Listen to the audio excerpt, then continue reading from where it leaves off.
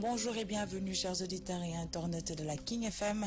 Nous allons parler des Lébous qui constituent une communauté au Sénégal, traditionnellement pêcheurs mais aussi agriculteurs. Ils sont concentrés dans la presqu'île du Cap-Vert qu'ils occupent déjà à l'arrivée des premiers colons dans la région. Angela Béatrice Basse pour plus de détails. Les Lébous parlent la langue Wolof qui, contrairement à ce qui est admis, n'est pas la langue initiale de ces derniers. La langue Wolof était la langue d'origine des Lébous. Ils ont été les haut-parleurs d'origine du Wolof. Ils sont désormais majoritairement musulmans, mais ont conservé des pratiques issues de leur religion traditionnelle. Ils sont essentiellement présents sur la presqu'île du Cap-Vert, mais de façon générale, on les trouve sur le littoral entre la Petite Côte et la ville de Saint-Louis. Tout comme leurs cousins sérères et d'autres, l'histoire ancienne des Lébous a été un sujet de débat depuis plusieurs décennies. Selon le professeur Cheikh Anta Diop et d'autres, ils ont migré de l'Égypte ancienne, mais cette théorie a été rejetée par de nombreux historiens, y compris par le professeur Schul. Cependant, tout comme leurs ancêtres, les Sérères et leurs proches prolongés, les Djola, selon la légende sérère et Djola antique de Djamboy et Egen. Ils sont une ancienne ethnie. Dans leur histoire médiévale, ils ont vécu avec les Sérères, Peuls, Toucouleurs, Manding et Wolof au moment de l'Empire du Ghana. Les Lébous sont généralement classés avec les Wolofs à cause de la langue, mais ils sont un groupe différent. La langue Wolof elle-même vient de la langue Lébou. Ils ont été les haut-parleurs d'origine de la langue Wolof, bien que les Wolofs, les Toucouleurs et les Lébous aient une ascendance sérère, les Wolofs et les Toucouleurs sont plus mitigés que les Lébous. Selon certains, les mots Wolof étaient originalement utilisés pour désigner les habitants de Lof, Wolof. Wolof, le peuple de Lof, ce qui explique pourquoi les Wolofs constituent une société multiethnique parlant la langue du Lébou. Cela explique aussi pourquoi de nombreux Lébous se voient comme Wolof. L'ethnie Lébou renferme plusieurs lignées, précisément 12 comme les Waner, les Yukab, les Your, les Hagan, les E, les Jassirator, les Dengagne, les Beignes, les Dorobé, les Ronkrabop, les Dendir, les Sumbar. Ces lignées sont des appartenances déterminées par l'ascendance matrilinéaire.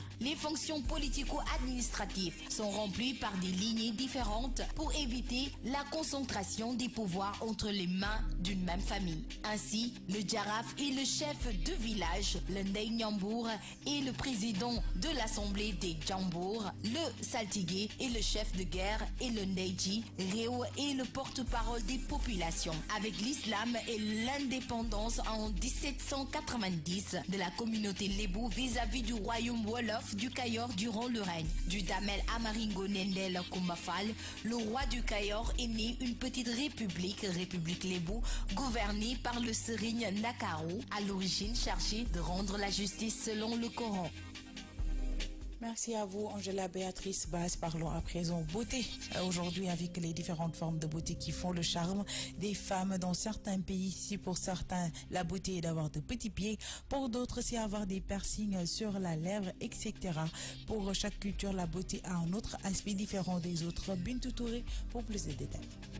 Pour le journal de la culture, aujourd'hui nous allons voir les rituels beauté insolites dans le monde, mais nous allons prendre quelques exemples. Par exemple, en Birmanie, dans certains villages, pour qu'une femme réponde aux critères de beauté, notez qu'elle doit avoir un long cou. Alors, notez bien qu'elles s'étirent le cou avec des anneaux de laiton. Plus elles ont leur cou long, plus elles sont estimées par les hommes. Ces femmes peuvent étirer leur cou jusqu'à ce qu'il atteigne 32 cm.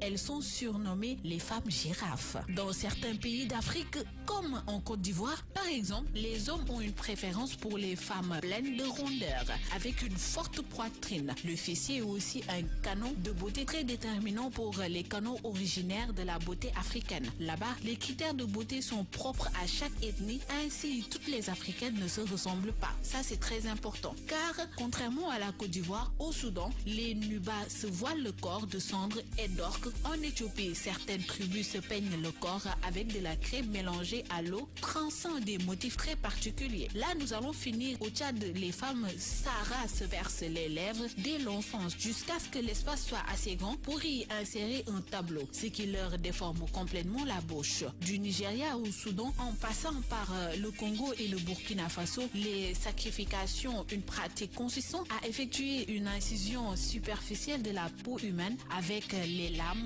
sont portées fièrement par les femmes. Ces sacrifications s'expriment différemment pour raconter l'appartenance à une tribu, le statut au sein du groupe ainsi que la beauté du corps. Décidément, à chaque tribu, ses rituels de beauté. Merci à vous, Fadbintou Touré. Comme je vous l'annonçais dans les titres, nous irons à la découverte de Dao Maximum, un jeune chanteur qui évolue dans la musique depuis plus de 5 ans. Depuis quelques années, il était basé en Guinée. Cela n'empêche qu'il continue sa musique et en profiter pour faire des featuring avec quelques artistes de là-bas. Dao Maximum est au micro de la King FM. Artiste, compositeur, je fais la musique depuis 2006 et en formation aussi à Doutasek, un élève de M. Colli. Je fais afro-musique, mais en amont la musique en général, parce que souvent je fais des touches mbala, des touches R&B et l'acoustique aussi quoi. J'étais en voyage quand même, raison pour laquelle le Sénégal ne me connaît pas. J'étais en Guinée depuis 2009, je suis revenu en 2015. En Guinée je continue la musique là-bas, j'ai même passé compétition en 2015, Africa Sobebola, et j'ai gagné la 3e prix.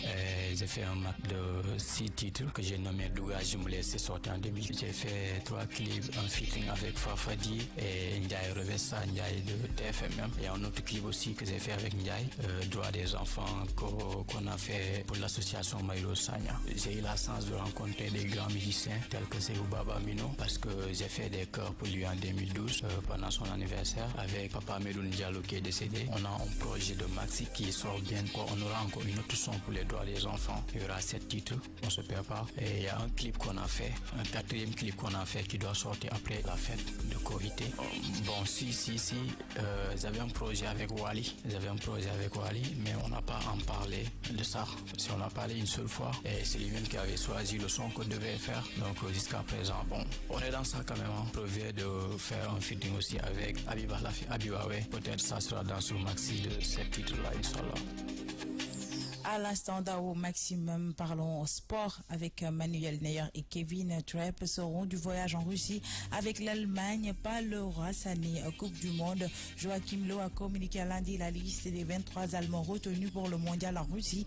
Manuel Neuer a relevé son défi de gardien du Bayern blessé durant la quasi-intégralité de la saison, fait bien partie de la liste des 23 Allemands pour le mondial communiqué par le sélectionneur.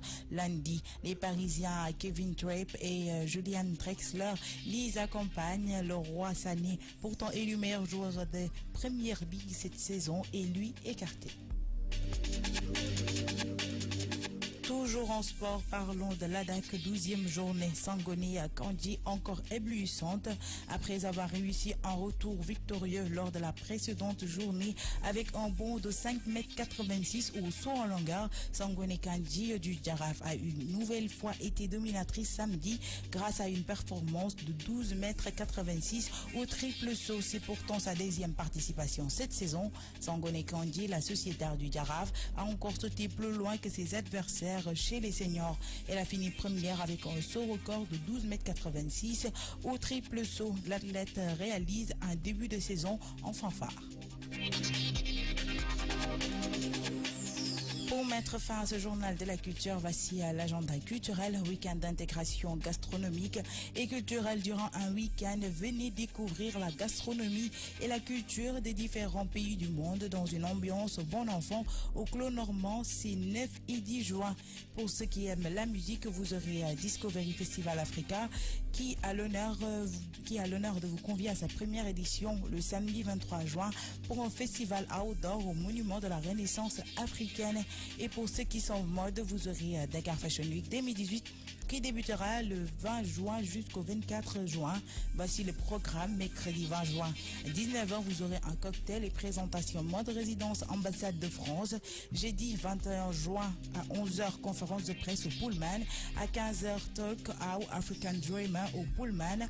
20h, défilé d'ouverture de la Dakar Fashion Week, jeunes créateurs au Pullman, 21h30, cocktail au Pullman. Vendredi 22 juin, 20h, défilé créateur, première partie. Samedi 23 juin, 20h, défilé créateur, première partie. 23h, vous aurez after party Little Buddha. Dimanche 24 juin, 18h, défilé de rue Guédiawaye à Capes. Et voilà, chers auditeurs et internautes, c'était tout pour la version française.